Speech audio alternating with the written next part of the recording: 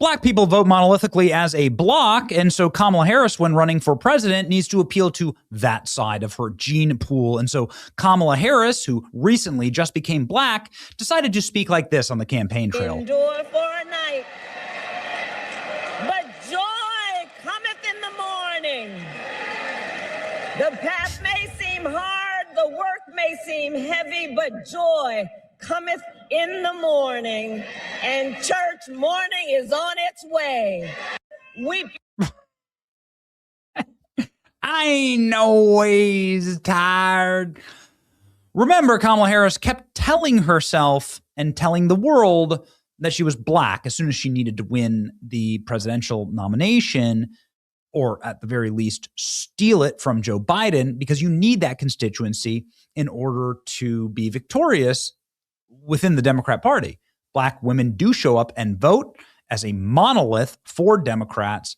And so Kamala Harris definitely needed to appeal to that side of the gene pool. But when she was on camera just a few years ago, it was a very different Kamala Harris. Okay, so what we're going to cook today is an Indian recipe. Yes. Because you are Indian. Yes. Okay, and I don't know that everybody knows that, but I find that wherever I go and I see Indian people at the supermarket, on the street, everyone's like, Kamala Harris is Indian, right? It's like our thing we're so excited about to have you running for president. Yeah. So we're both Indian, but actually we're both South Indian. Yes. You look like the entire one half of my family. Okay, thank you. You do. I've been telling people we're related already, so this is perfect. It's basically true. And so were you raised eating South Indian food? South Indian food. Okay. Do not watch this. Do not, don't you dare. Do not share this. 8 million views, 33,000 likes. 79,000 likes, 33,000 reposts. Come on. But this was not the last time that Kamala Harris would do a bit of a race swap. White site. Kamala Harris. DEI devotion ends at the border of her new swanky neighborhood. Oh, no. What's going on with this? Kamala Harris says diversity is our strength, yet Kamala Harris lives in an $8 million mansion that she just moved into, finally done with the renovations, in a neighborhood with 0 black residents. Kamala Harris makes up like a small percentage of the only percentage black residents in the neighborhood. And I believe that in America, our diversity is our strength. Oh, no. But Kamala Harris, you live in a place that has no diversity, where she chooses to live. Despite a career-long commitment to diversity as her strength, Kamala Harris's new California mansion is situated in a neighborhood with no racial diversity and very high walls. Kamala's new 4,000 square foot property, which reports indicate she acquired for $8.5 million, is located in an exclusive seaside community called Point Dume. Point Dume is situated entirely within the census tract, which the Census Bureau Authority estimated has 0.02 black residents and roughly 94% white residents, making it one of the whitest places in all of America.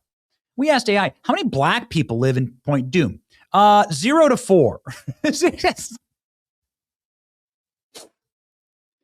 You couldn't even put together a sports team. You couldn't even put together tennis doubles, much less a basketball, baseball, or football team.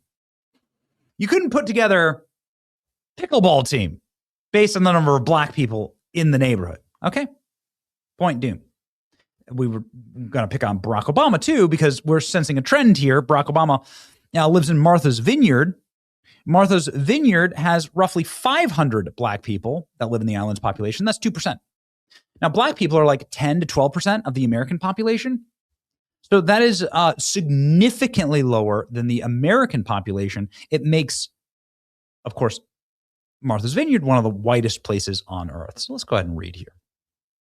Oh my, look at this. Look at the size of the wall that she's got. Podocarpus right there. Very thick hedges. Oh no, Kamala, look at how tall those are. It's like second floor of the house. Look at the size of the wall Kamala's got. She's got walls. You know what I mean? And look at all the people that are working. Are they illegals? Anybody check their papers?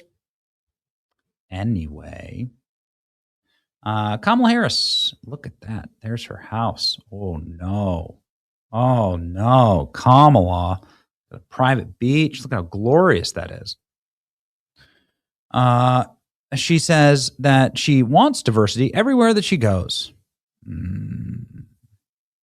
It was far more for me about the numerosity than it was diversity when I grew up in a community where many representations of diversity, she added. Going to Howard, where there's so many black people, it's a phase in life.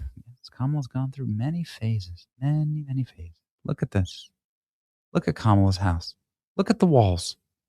Border wall for Kamala. In 2012, California Attorney General, for instance, she joined a Supreme Court brief arguing that the Fair Housing Act can be enforced when policies have disparate impact across racial groups.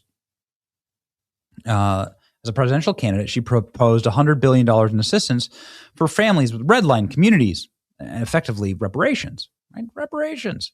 By the way, I'm going to marry a white guy. Marry a white Jewish guy. Right? But I told you, diversity was our strength. She's down with the struggle. Amazing how she went from being $20 million in debt to buying an $8 million mansion. What any good socialist would do, buy an $8 million mansion in a white neighborhood. And just like that, she's not DEI anymore. Doesn't she still owe $20 million for her campaign? I mean, she's Indian. Black in the streets, white in the sheets. Oh, yes. You think she still does The Voice when interacting with her neighbors? I owe you an apology. I wasn't familiar with your game. Very jealous. Okay, but how many Indians? That's right. She pulled an Obama. That's exactly right. Oh, man, Obama. Look at that. $37 million. Kamala Harris is in Martha's Vineyard, one of the whitest places in America.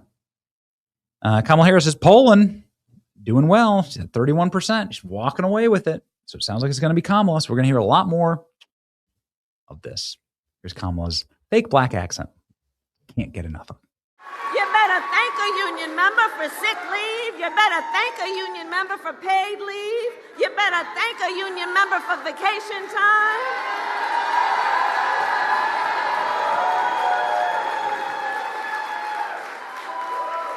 Because what we know, and let me just say about Joe Biden, I have.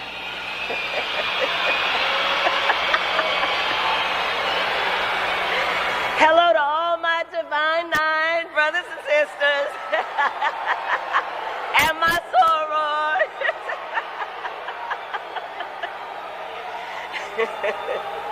and to all my HBCU brothers and sisters. Being able to see what is possible and not be burdened by other people's limited ability to see the same. You cannot ever be burdened by other people's limited ability to understand who you are. Like, don't let their limited ability burden you about your own ability.